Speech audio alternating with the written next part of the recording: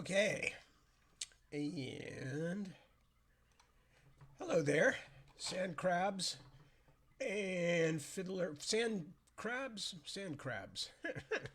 fiddler crabs, sand dabs. I don't know, whatever we are.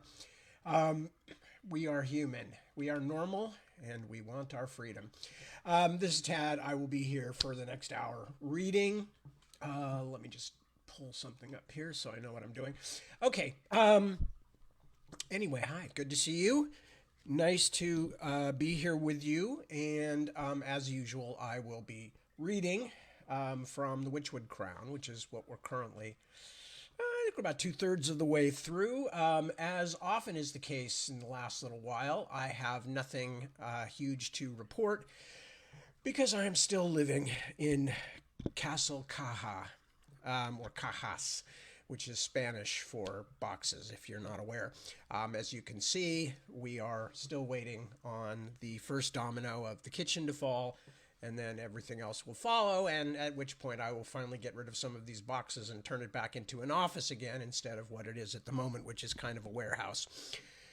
In other news, and I mentioned this last night or early this morning, have sent back the last half of the Navigator's Children copy edit. And, I'm absolutely grateful for copy editing because no matter how many times you go through a manuscript, it's not so much mistakes, although those get pulled up too, and you notice like, oh, left a word out, or, oh, this is not very clear. But it's more like unnecessary verbiage, which God knows if anybody has a problem with unnecessary verbiage, that would be moi. Moi-même. So it's very useful. Every stage of this thing is useful in getting rid of, unnecessary wording and, just gunk, just gunk in the manuscript. Especially with these really long books, because it's very easy for your eyes to kind of go blurry and you just miss things. So having several other people looking at it and then handing it back to you and saying, "Are you sure you want this here?" That is actually a very useful thing, and I am grateful for it. And my copy editor and my publisher are both very good at spotting stuff. So that is what's gone on. So the last time I will probably be hands-on with the manuscript is when it gets typeset. And I get page proofs, which is basically a big stack of things about this wide, 2 pages at a stretch. Whoops. And like the way the book would look if you just opened it randomly anywhere, except the whole thing is piled up. And that's what's coming next. And that shows me what it'll actually look like in finished form. And you notice a few things like, oh, if you've got a hanging sentence on one page, and it ends in confusingly on the next page and stuff like that. Things you can't see in copy edit because it's a scrolling manuscript. But once it's actually been typeset, you can see what it looks like and how it reads. And also, it's a last chance to pick up mistakes. And as I mentioned earlier, God knows I write really long books and I make lots of mistakes. So it's very useful to go back through these things, even though I can speak only for myself, although I would not be surprised if there are other writers who feel the same way. By the time one has finished the book, finished a first draft, finished a couple of secondary drafts, gone back and put the whole thing together again, copy editing phase, and then you get the page proofs, you are pretty sick of the story. And in most cases, you're usually working on something else anyway, which is the living thing in the mind of the writer or the creator. And so it's weird how you get distanced from your own story before anybody outside the publishing chain has had a chance to read it. And it's still months away. So anyway, what else? Yeah, just the usual. Just the usual. We're, doing stuff here, getting used to settling back in at the house. Johnny had a terrible night, big dog Johnny. As I think I have told everybody many times, Johnny is a very nervous dog. He is a large dog. He is a lovely dog. He is a very sweet-tempered dog. He hates noise. He hates weather. He hates rain. He hates wind. Lots of things freak him out. And while I was down here doing my reading between 1 and 2 o'clock in the morning, just as I was finishing, I heard a loud thumping, bumping noise up there, which may have been occasioned actually by the two cats who live down here chasing each other around and having fun. But something freaked Johnny out. And when I got upstairs, he had actually somehow managed to pry the sliding glass doors apart. And then, because he was on the wrong side from where the dog door in the screen is, he was on the other screen instead once he got the thing pried open, and he just literally clawed his way through the screen and vanished up into the hill behind the house. So within moments after I got off last night, I was tromping around in the wet, muddy, rainy hillside trying to find Johnny in the first place and get him back into the house and get him calmed down. So those of you who have never been pet owners, it's not always easy. Those of you who are pet owners, you know, it's like having children who never grow up, and you love them. You love them. They become part of the family. They have character and individuality and personalities. It's unquestionable. But also, you know, if they're troubled to begin with, as Johnny always has been, you know, I don't know, we don't know if it had something to do with his past or whether he's just, you know, a highly strung, easily alarmed dog. But, you know, they don't tend to grow out of it. You can calm them and reassure them and give them lots of love and support. But, you know, Johnny still, when it's noisy, when it's, God forbid, fireworks, I mean, just wind. Just loud wind, which on the hillside where we live, we sometimes get, and rain on the roof, you name it. And Johnny kind of freaks out. And he did freak out big time last night and has shredded the screen door. So that's another thing on my list of stuff to deal with. Anyway, all right, now that I've babbled for a few minutes, let me just check in to see if anybody has showed up so far to say hello.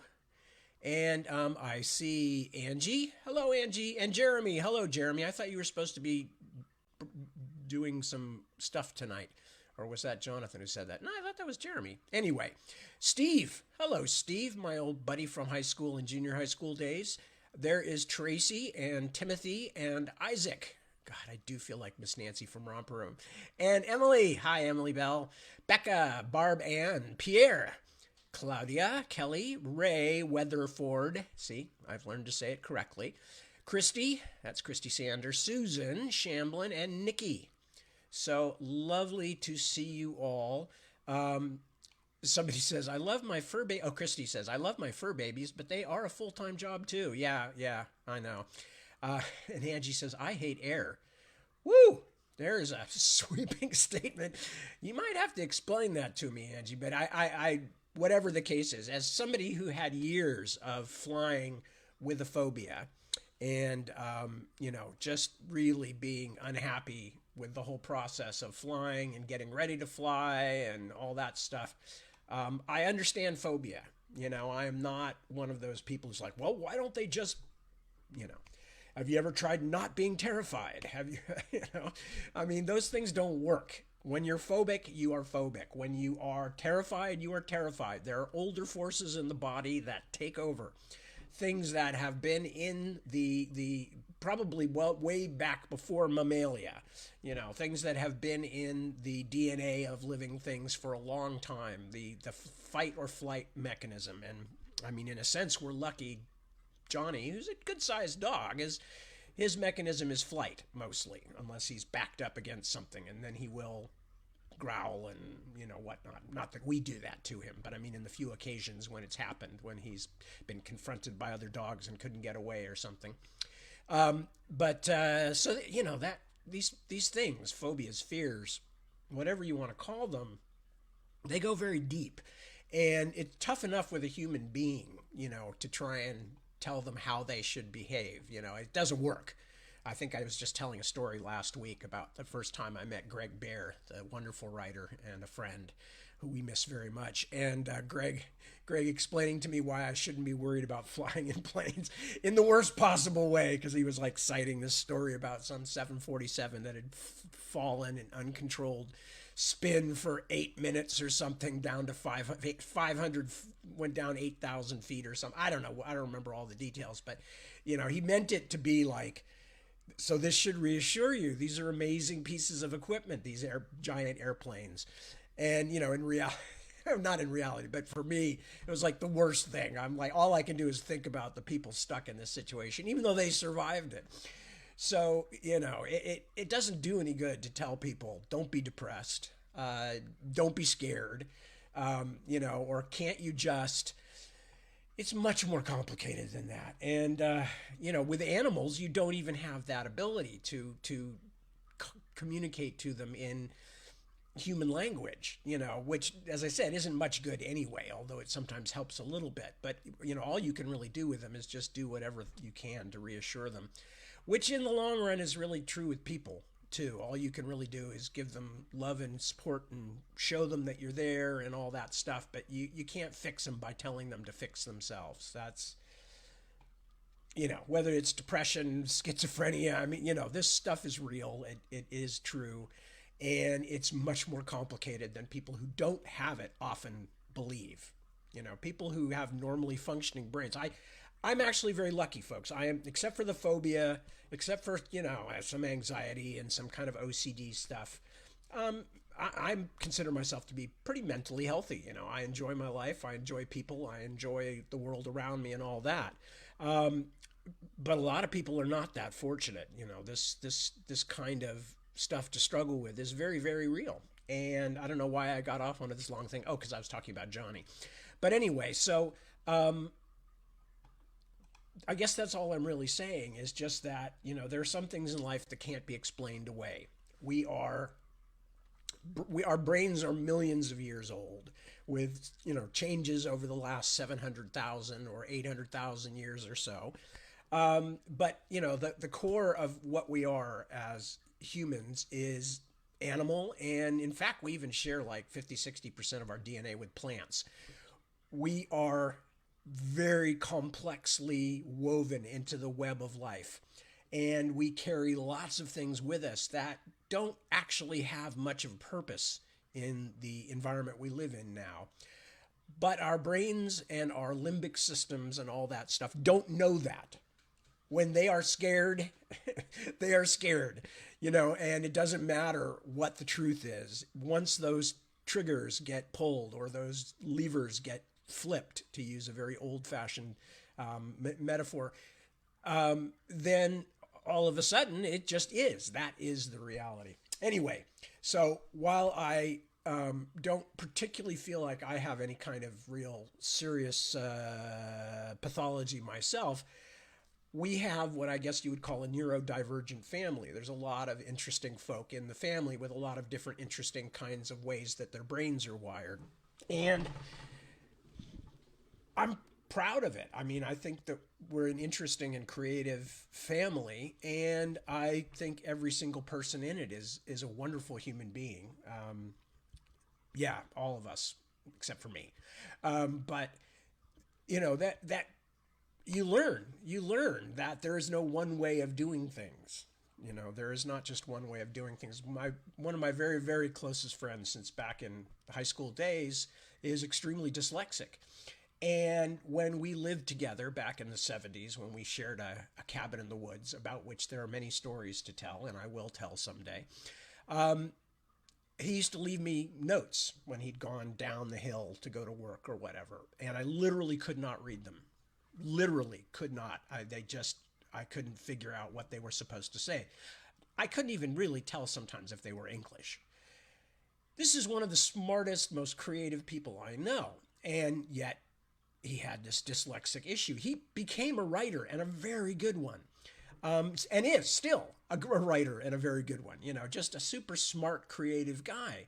But he had this one glitch in his system. And another person, good friend of mine I used to play basketball with, another writer, Blake Sexton, also went through dyslexia as a kid, was extremely dyslexic, and actually made that the point of his fantasy novel, Spell Right, which was about how you had to learn all these spells, but because the protagonist was dyslexic, he couldn't learn them the right way, and he discovered a whole other kind of magic, which I thought was a beautiful metaphor. I thought that was wonderful.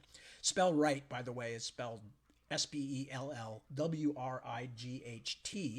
as in maker of spells, but of course, obviously, there is the in joke there of write, as in WRITE, as in something that dyslexics oftentimes have problems with.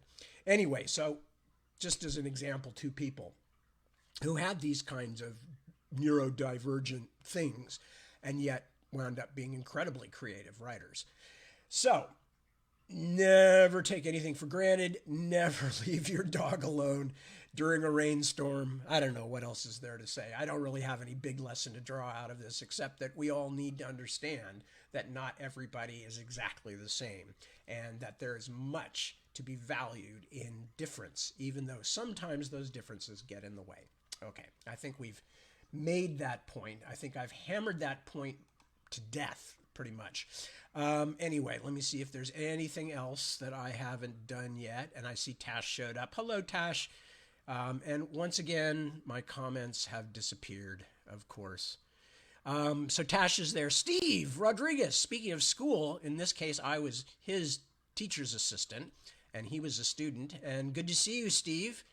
Angie, Chris Van Dahl, Winter, checking in from New Zealand. Vokes Paradox, hello, that's a new name. Lalani, I think I said hello to Lalani already, but if I didn't, hi. And hello to all the rest of you. I think I've got you all. Carl, hello, Carl, I hadn't seen you.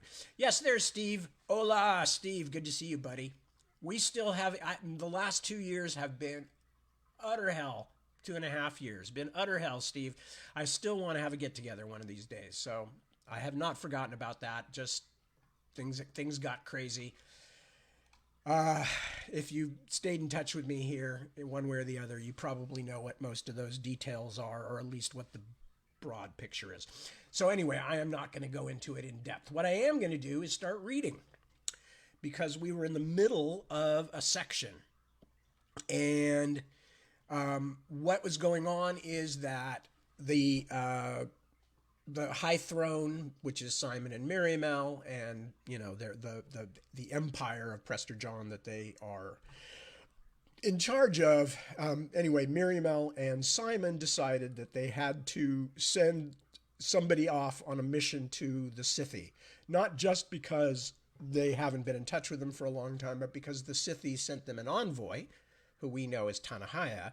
And she was attacked before she got to the castle, and she was shot with poison arrows, and she is actually dying, and they've done all they can for her. So the only thing they can think of, these mortals, Simon and Miriamel and all the people in the castle, is to send her back to the Scythi, in hopes that the immortals, the Scythi, can cure their own person, cure their own envoy.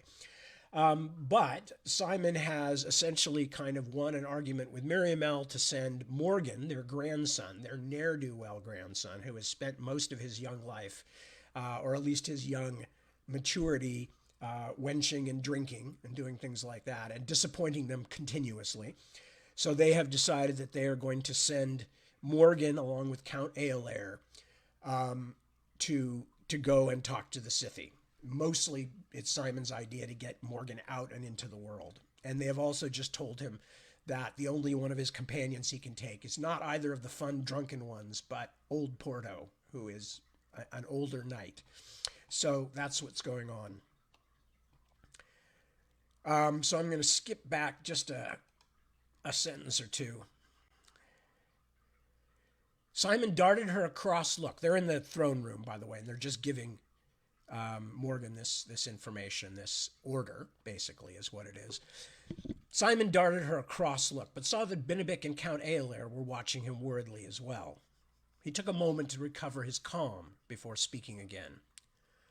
I will tell you once more, Prince, that this is a task very close to my heart, and to your grandmother's heart as well.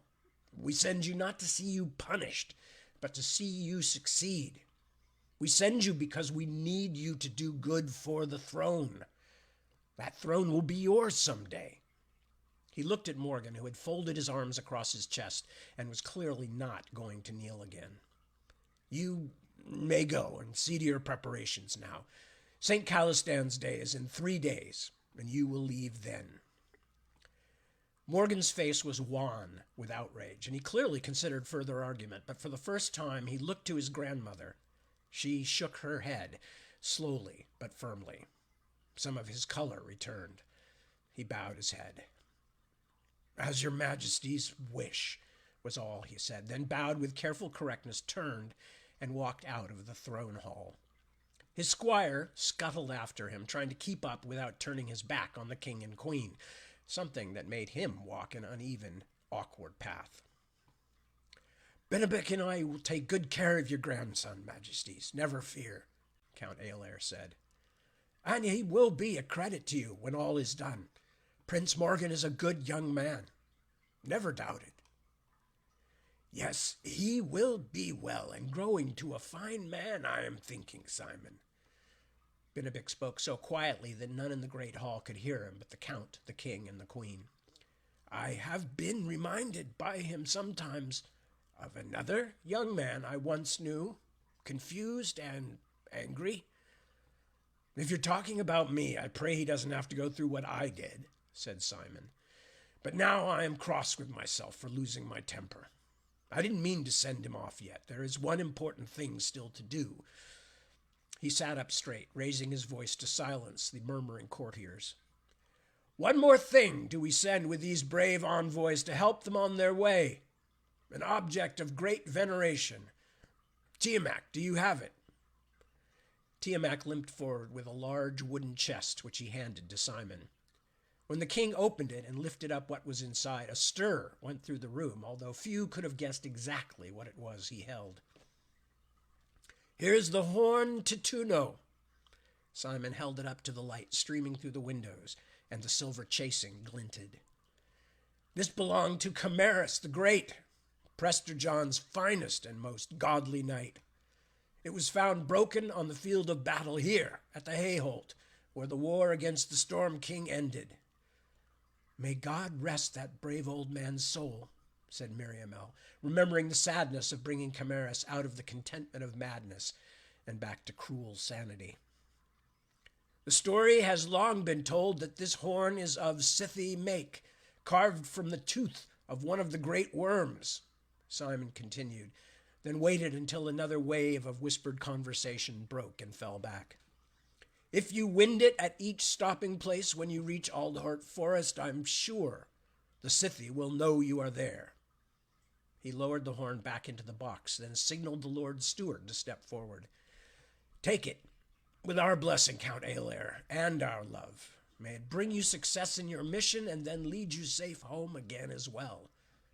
Aelair took the box. "I pray it is so, Majesty." "We all do," said Miriamel. "We will pray for your safety every day until you and Prince Morgan come home to us."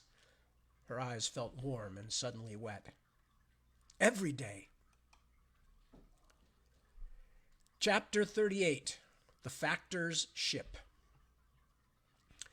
Aelair knew he should have sent one of his underlings to deal with the royal kitchens. On the best of days, the heat there was overwhelming, and what might be a cozy refuge in deep winter would be sweating agony on a hot day like this. But he knew Benjamin, the royal butler, well, and knew that the man's pride made him difficult on those with a less important position than Aelair himself. Sometimes Aelair wondered if Benjamin realized that the hand of the throne actually outranked him, but at least he was respectful. Several months' worth of supplies finally arranged for the trip to Aldhart Forest and the eastern lands along the Thriving's border, Aelair was heading back toward his chambers when he saw a small man kneeling on the floor just outside the pantry door. The man was shaking, and for a moment Aelair drew back, fearful of disease. But the little man looked up toward the ceiling and cried out, "Och, Cower Lim," in the Count's own Hernisterie tongue, "help me," and began to weep. His wide-eyed face showed no taint of disease, only despair, and Aelair's heart was touched to hear such a piteous cry from a countryman. "What is it, fellow?" he asked in their shared tongue. "What afflicts you?" "The summons," the man said. "Do you hear? She calls us all. She calls us. Help me go home." Aelair recognized him now, a kitchen worker, one he had seen but never spoken with before. He had not known the man was Hernesteri, but the fellow's obvious misery made the Count wish he had found it out sooner. Homesickness was a terrible thing, especially at the end of a long life in a strange land. But Eolair also knew there was nothing he could do, not when his own journey was so close at hand. "Surely this is your home too," Eolair said, still in the Hernesteri tongue. "You have friends here, do you not?" The man stared at him for a long moment, as though seeing him for the first time. "Help me," he said again, more firmly this time. "I must go. She calls me." "Who calls you?" "I said help me. You must." The weeping man had stopped weeping, and now he reached up and grabbed at Eolair's wrist with surprising strength, so much that it felt like he was squeezing the bones together. "Let go!" The Count yanked his arm free. "That is no way to treat a countryman." He was so busy rubbing his sore wrist that he did not see the change in the man's face, the way the bulging eyes grew narrow and heavy-lidded. Neither did he see the carving knife the man had drawn from his ragged shirt. But then Eolair felt a burning pain in his chest and a harsh thump as blade hit bone, and looked down in amazement to see blood seeping through his doublet just below his shoulder. The kitchen worker, with a desperate grimace on his face, was lifting the knife to strike again. Eolair knew he should reach out to stop him, but for some reason could not. A coldness began to steal over him, and his thoughts drifted like ashes on a hot wind. The room was quickly growing dark, filling with shadows that murmured as they surrounded them. "Why have you done this?" Eolair asked, but his own voice sounded far away. "They will not stop me," the man with the knife shouted, even as the shadows began to clutch at him too. "I hear you, summoner, and I am coming. Your servant hears you." Next section. The royal packet ship was called the Princess, a small, handsome cog bobbing at anchor just inside the Kinslaw breakwater, the dragons of the high throne entwined in bright colors across its square sail. Tiamak and Brother Eitan descended the long, steep stairway toward the quay behind the Hayholt sea gate, where the long boat waited that would take Eitan out to the Princess. The smell of hot tar made him wrinkle his nose, and the gulls knifing past his head with their high-pitched cries made him fear for losing his balance on the damp stone steps. Tiamak had to go slowly, always leading with his stronger leg, and his halting pace made the monk even more anxious. "You did not need to come down to see me off," said Eitan. "I hate to see you give yourself pain on my account." "How could I send you off into the world without even a proper farewell, my young friend?" Tiamak smiled. "That is how I left my home in Village Grove the first time, without even a niece or nephew waving to me. Such loneliness.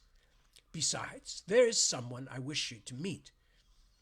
This surprised Eitan, who could only guess that Lord Tiamak meant the captain of the royal packet. But before he could ask him, the little man slipped on a wet stone and would have tumbled down to the nearest landing if Eitan had not grabbed his arm. "Now I am really worried," the monk said as he helped Tiamak back to safe footing. "How are you going to climb back up?" "More slowly than I am climbing down, for one thing," said Tiamak, with a slightly breathless chuckle. "It is easier going up, at least with stairs." Eitan didn't understand Tiamak's remark, but they were on the last leg of the staircase now, and the steps were slippery with spray from the waters splashing in through the sea gate. The sea wall loomed high above them, blocking the morning sun and casting the stone stairs into shadow. Only a few ships and boats floated in the small harbor behind the seawall, but most of them contained goods for the castle, so the docks were alive with sailors and workmen. As they reached the bottom, Eitan saw a man waiting for them. The stranger was small and thin, and, because his skin was darker than most of the Erkenlanders unloading cargo, at first Eitan thought the man might be another of Lord Tiamak's folk. Only as they stepped off onto the quay could he see that the man's face was longer and bonier than any Ranneman's, and his skin a bit more pale. Also, unlike the royal counselor, he had dark whiskers all over his face, a short growth that looked as if it had been shaved a sennight earlier and not touched since. Ah, glory to the Adon, the stranger said, showing a wide smile full of black gaps. There you are, Lord Tiamat, our darling. But it is good to see you safe and well. Tiamat gave a little snort. Save your congratulations until I've reached the top again. He turned to Brother Eitan. This is Mahdi. He will be your guide on your journey. Eitan was startled. This was the first he had heard of anyone accompanying him. Your pardon, Lord, but I do not understand. Bless him, of course he doesn't, the stranger said. He's never been nowhere, you see. He doesn't understand about the wide world. And you still don't understand anything about staying quiet until it's your turn, said Tiamat sternly.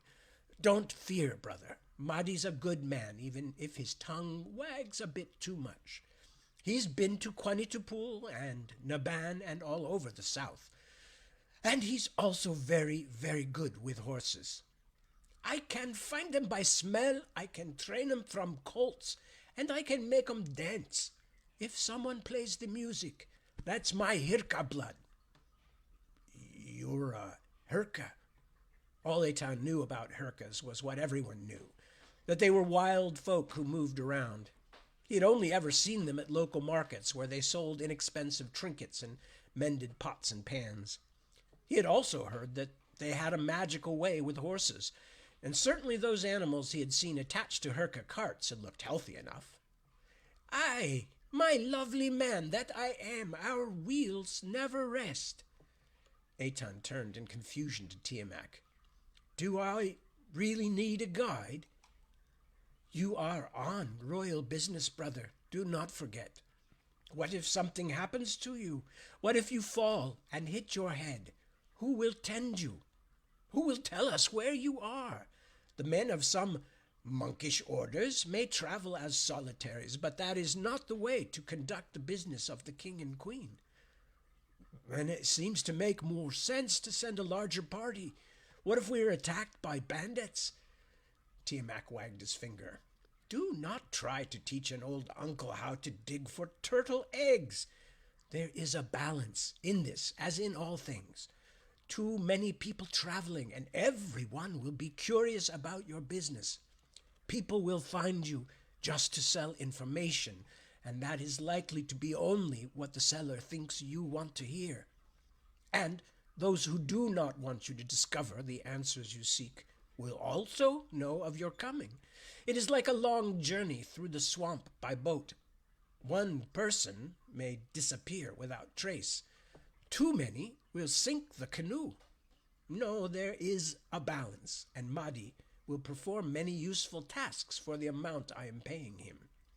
For the pittance you are paying me, my sweet little lord, the Hirka said loudly, laughing. Surely that's what you mean. Silence, Mahdi. Tiamat turned to Eitan. That is a phrase you will find very useful, by the by. I suggest you memorize it.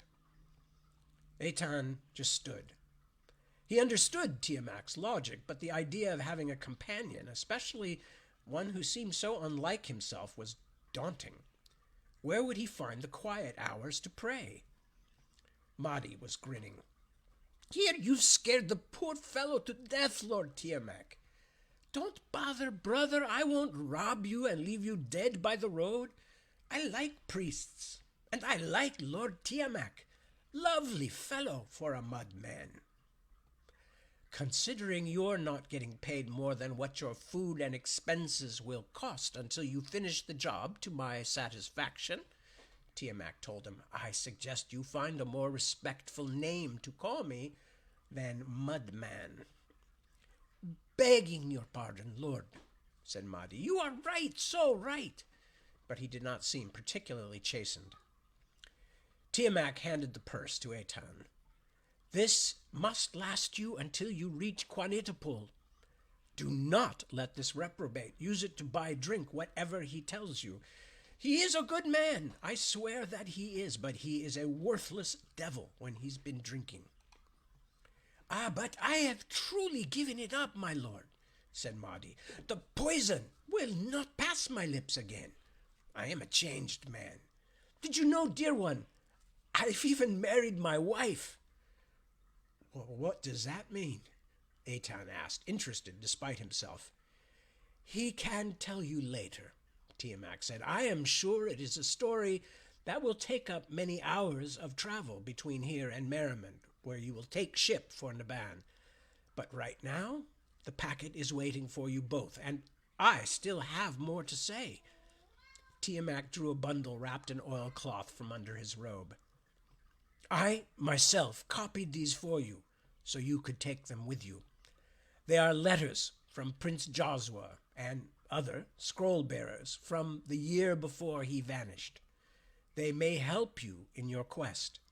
At the least, they will give you some idea of the kind of man that Prince Josua was, why he was so loved, and why his loss has been felt so keenly."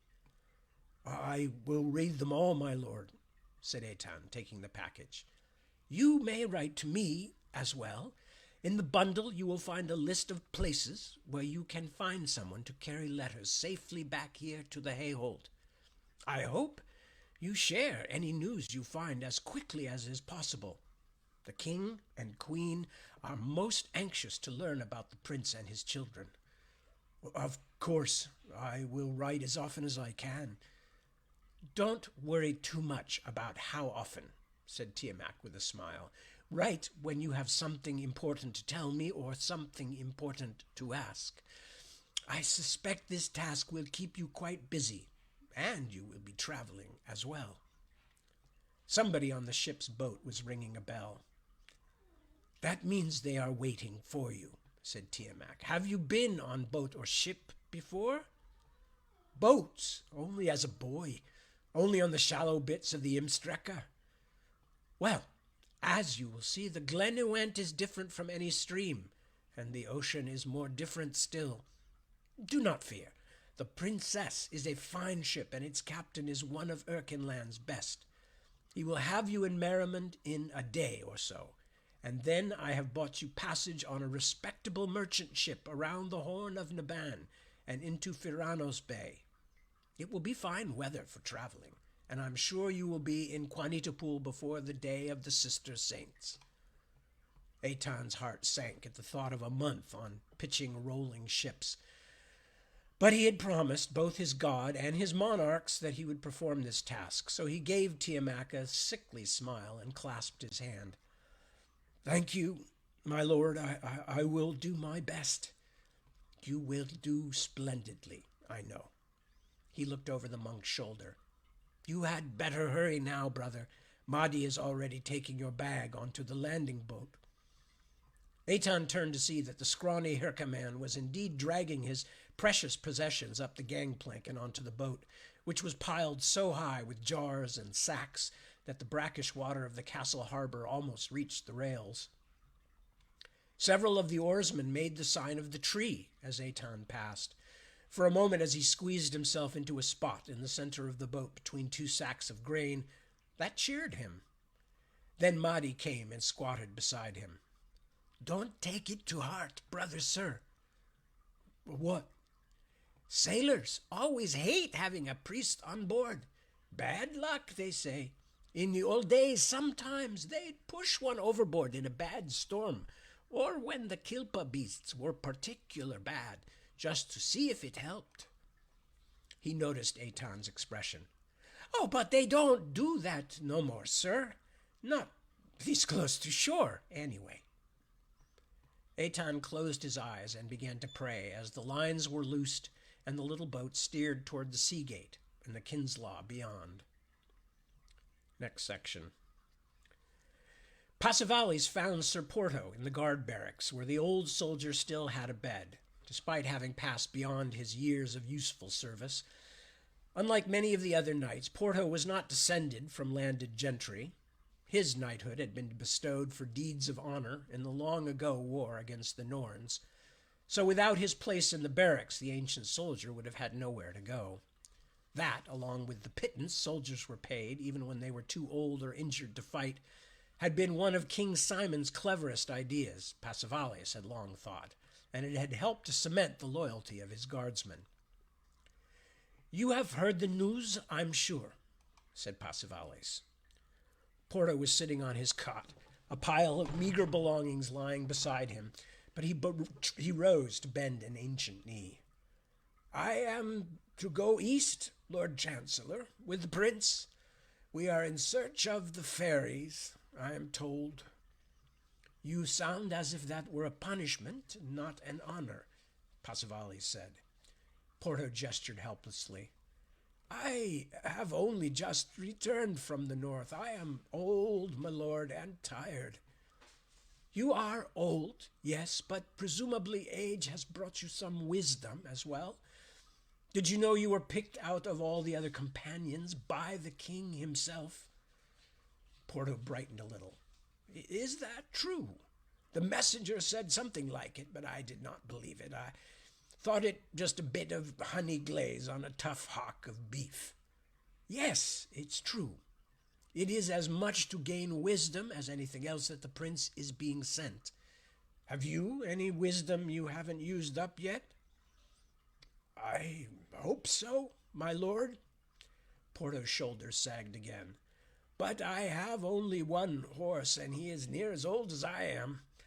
I fear he will not survive a second long journey so soon." "Then rejoice, because I have arranged a new mount for you. A handsome, strong young charger from the Stanshire grasslands, out of my own stable. You may come see him, if you wish." "Truly? My lord, you are too good." Porto looked a bit more hopeful.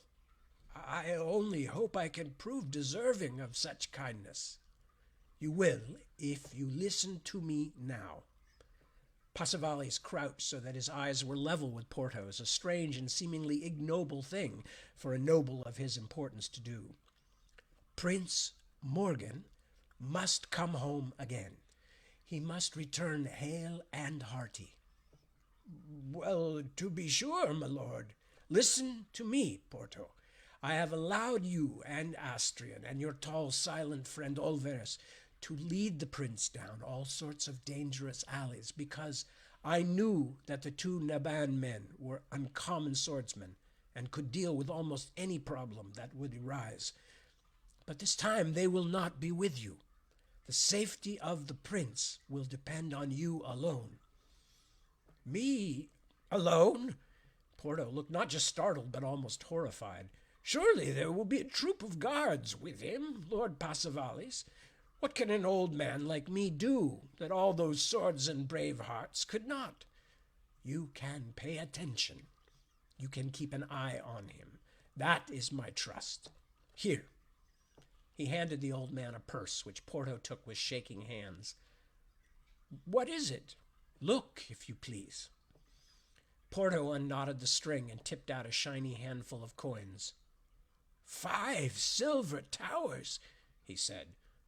"For me?" "And that is but a portion of what you will receive if Prince Morgan comes back safely. I will give you 20 more of those if the prince comes back to the castle sound in mind and body. Also, you will keep the horse I have given you and have 25 more silver pieces just like these every year of your life." Porto's mouth gaped. For a long moment he did not speak, but tears trembled on his lower eyelids. "My lord, I cannot think what to say." "Say nothing, then. Do what I ask, and all will be yours. Protect Prince Morgan at all costs. He is vitally important to this kingdom and all of Ostenard, as everyone knows.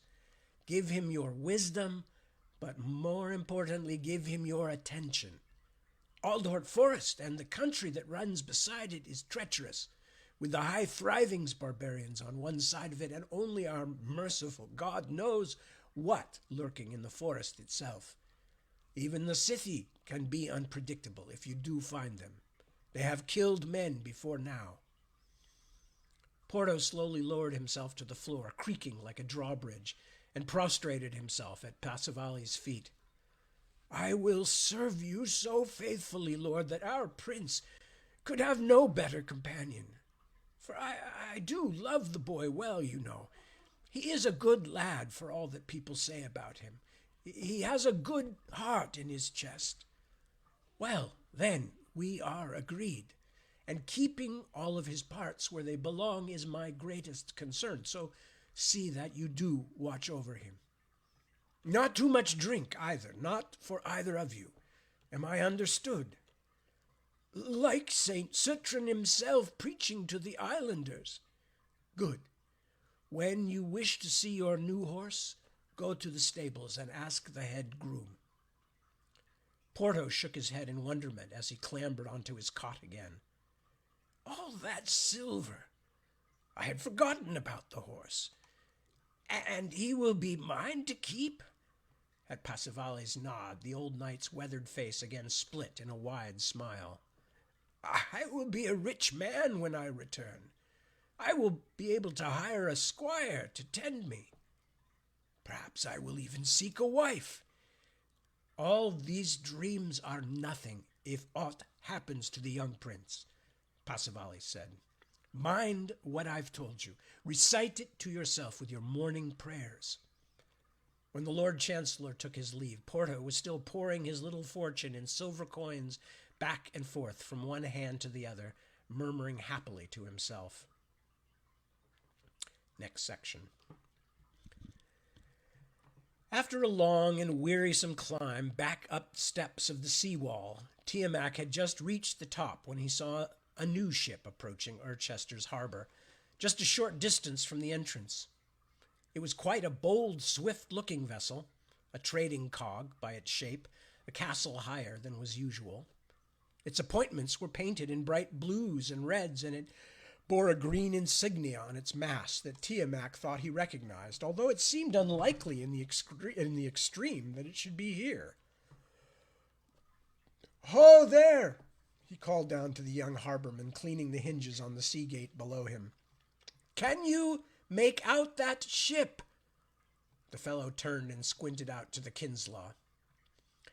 "I do not know her device, my lord," he called back. "What is it?" "A green branch with berries, it looks. Nicely fitted out, too, my lord. A rich merchantman, I'd wager." "Gods of my fathers, I cannot believe it." Tiamat began to make his way across the top of the seawall. After so many steps already, he was not up to climbing back down to the harbor. He would ask to borrow the royal carriage instead and take the roundabout road to the port. If the ship carried the passenger he suspected, he would need the carriage anyway. By the time Tiamat reached the harbor, the yew tree had docked, and its passenger was being carried down the unusually wide gangplank on a litter.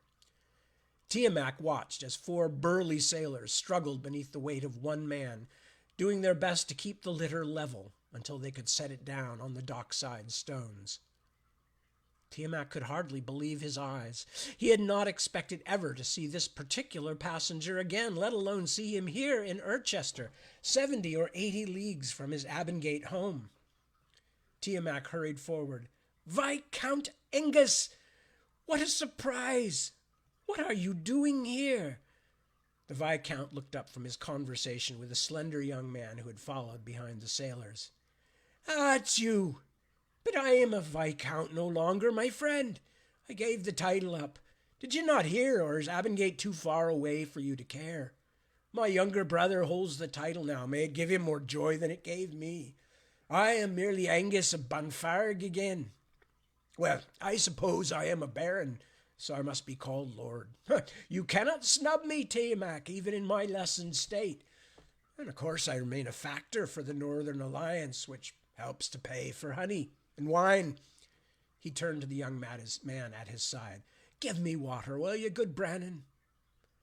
"He's not just a factor," Brannon said as he produced a drinking skin, then upended it and squirted water into the big man's mouth.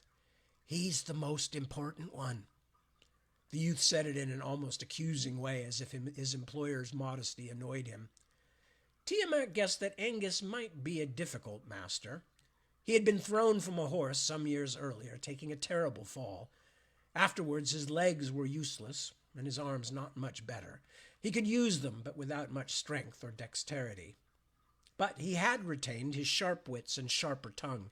Even before his injury, though, he had not been one of the world's most patient men. "But I am still amazed to see you," Tiamat said. "What brings you here? I just sent you a letter less than a fortnight ago." "Of course you did, man. That's why I'm here. If you truly have a copy of you know what," he mimed, opening a book, "then I really must see it for myself. It is unprecedented." Tiamat could only shake his head. "I didn't expect. I never thought you would come." Angus grinned. "Of course you didn't. Everybody thinks that because a man cannot walk, he is helpless. But you see, my fine Lord Tiamat, that is precisely what gold is for. Those who can pay will achieve startling results. Now take me to this prodigy, this forgotten tome, this terrifying compendium. I'm as hungry to see it as I am hungry in the ordinary way. And trust me, I am mightily hungry in the ordinary way. Was your cook any good?" "My cook?" Tiamat laughed. "There is no such person. But our castle kitchen is not to be scoffed at. His Majesty the King does like his meals. I don't think you will suffer too terribly while you are here." "That," said Angus, "does not sound particularly reassuring. It's a good thing that Brother Brannan here can cook." "Brother Brannan? He is a monk." "Oh, no longer, my rabbit. He left St. Agar's order some years ago, but he learned his way around a refectory and a herb garden first, I'm pleased to say. If he can find a few ways to spice up your infamously bland Erkenlandish fodder, I may survive the next few months." "Months? You are staying so long." "Of course. It's not just the you-know-what I am here to see, but everything in your late prince's collection, not to mention all the other volumes you have gathered for the library. It will be most exciting. If I don't die of starvation first, of course. That is a serious possibility if we stand here working the hinges of our jaws much longer." Tiamat shook his head. Generally quiet and soft-spoken himself, he had always found Angus a little overwhelming. Still, there were few scholars in all of Ostenard who could touch him for knowledge of ancient books and writing. "Well," Angus demanded, "shall I have my men shove me into your carriage, or must they carry me all the way up to the castle?" "The carriage, of course." Tiamat stood to one side, while the brawny sailors lifted Angus from his litter and installed him on a seat. "I saw your sail in the harbor. That's why I brought the carriage. I said to myself, that's the yew tree. I could scarcely believe you were here in Urchester. They say that old Camarus used to come down on his enemies like a bolt from the sky." Angus chuckled. "So it is with me, except it is my friends that I fall upon like the wrath of God Almighty. Sudden and surprising." His expression grew more serious. "I couldn't help it, you know. When you wrote me about well, I was so excited I could scarcely sleep." "Truly? But I know so little about it or about the author." "You will know more when we can speak in private. Truly it is strange that it should come to light now." He shook his head as if to clear cobwebs and grinned again. "No mind. We will not cloud the air with secrets and speculations here in the open. On to the hay-hope, my brave and precious Tiamat. And on, I devoutly hope, to an early supper as well." Tiamat, Angus, and his helper Brannan rode the long way back up from the docks by the harbour road and into Urchester. The only parts of Angus that still moved with complete freedom were his head and his neck, both of which he employed as they made their way up Main Row. "Look at that," he said. "Is that new? I swear it's only been a few years since I was last here, but you've been building like madmen." "The merchants, mostly. It has been a good time for trade." "Thanks to our shipping confederation in large part. The Northern Alliance has helped make the waters between here and the band safer than they have been in a century or more, since the Sea Emperors ruled. Last I heard from you, shipping was being devilled by pirates in the seas off the southern islands. There are not so many pirates making bold in the south now. We caught and hanged that devil Braxis, the worst of them, and the rest are now less bold. But other problems have replaced them. The Kilpa, for one, in recent months they are as bad as I've ever known them. Worse, I think. Tiamat was glad suddenly and selfishly that it was Brother Aton and not himself currently traveling by ship to the south. The Kilpa were nightmarish things that lived in the sea. They looked a little like men, which made them worse to Tiamat than even larger, fiercer creatures. Bad? How so? Stirred up somehow. More sightings, more attacks. They've even come ashore in some places, something I've never known them to do.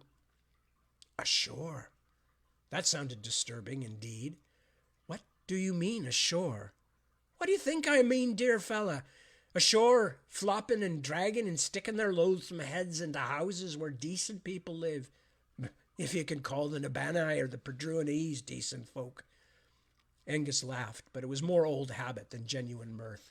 Something has roused the nasty creatures for the first time in a generation. It is worrying. For the first time since the Storm King's War, Tiamat said. That seems an evil sign. What of the Niskis? Are they still capable of, how do they call it, singing the Kilpa down? Yes, when they're minding their ships as they're used to. But even the Niski people have grown strange, our captains say. There are days when they will not go to sea, and even when they do, sometimes they seem as confused and lethargic as fever victims. Most odd, all of it. But I should not bore you with the Alliance's concerns. How is your clever wife? And the king and queen? All are well, and you will see them all, except your countryman, Count Aelair, who may be occupied preparing for a long journey of his own. Ah, too bad. He is a good and very clean man, that Aelair, said Angus. I remember when I was young, my mother would hold him up as a model to emulate. Think of noble Aelair, she would say. He never squabbled with his brother over the last pie. For years I hated him for a prim ne'er-do-wrong, till I met him, realized it was not his fault that my mother worshipped him. He was a perfectly decent fella. He might even have squabbled over a pie or two in his own childhood, whatever mother claimed. He was always a handsome fella, too, even when I saw him last, and he had grown old. He shook his head. Growing old is most inconvenient for us all. Still, I have the advantage over most of my peers, having lost most of my faculties already. Tiamat smiled. You have not lost your tongue. Were any of your ancestors bards? Certainly there must be at least a little poetry in your blood. If there is, I have done my damnedest to kill it with wine and the cold winds of Abingate. I can't abide poets. They interrupt those of us who prefer conversation, to be a sport shared between several players, not the work of a single performer who must be silently admired. Now Tiamat laughed. Somehow I cannot see you silently admiring anyone. Not for their use of words, no. As they wound through the southern districts of Urchester, Lord Angus noticed many things that had changed since his last visit, and commented on all of them at length. The carriage passed shabby old St. Wiglaf's Minster, which had survived the Storm King's War, and looked as though it might have been around since the Scythe fled the Hayholt all those centuries ago. They turned into Fish Way, where the last of the morning's catch lay waiting for late buyers in the strengthening sun. Not exactly the perfumed nights of lost Cand, said Angus, wrinkling his nose. If you had let me know you were coming, Tiamat told him, I might perhaps have arranged a nicer route to the castle.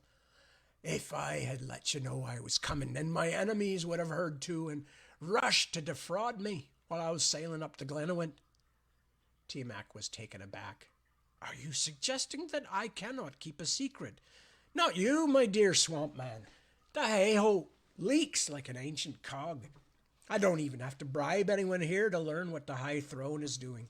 Your servants are uncommonly gossipy, and the court's nobles are generally in such a hurry to take advantage of their superior knowledge that they do not bother to hide their tracks. I have spies in a half-dozen of their houses.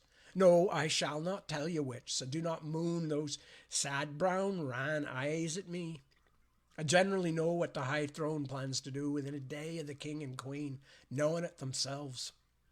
He paused, and his superior smile curled into annoyance. Tiamat, my limping love, are you even listening to me? I am sorry, Angus, but there is something strange going on. He squinted. There are soldiers in front of the narrow log gate. It seems to me that it would be very wicked of Lord Constable Osric and his men if there were not soldiers at the gate.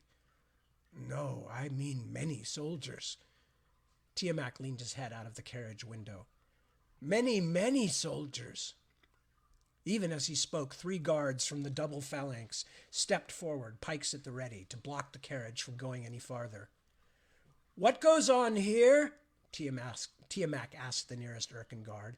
I am Lord Tiamat, counselor to the High Throne.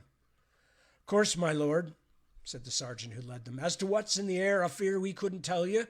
Order came down, triple the guard on the gate, don't let anyone out.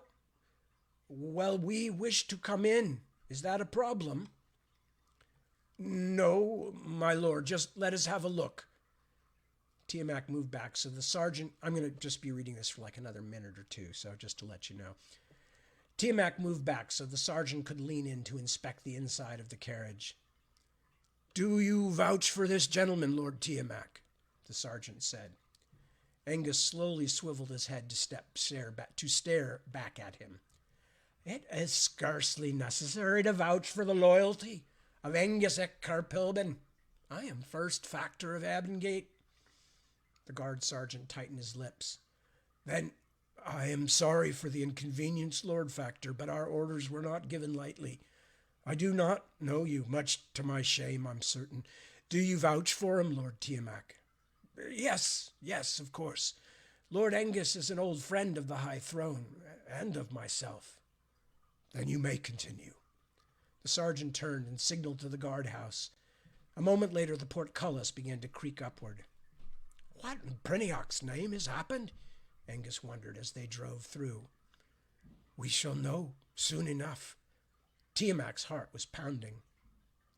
It seemed to take a very long time for the carriage to make its way through the gates of the 2 inner bailies, but as they approached... Oh, God, this still goes on. Okay, no, I'm going to have to stop there. It's still like 3-4 more pages. I thought it was a shorter scene than that. So we're going to leave it at...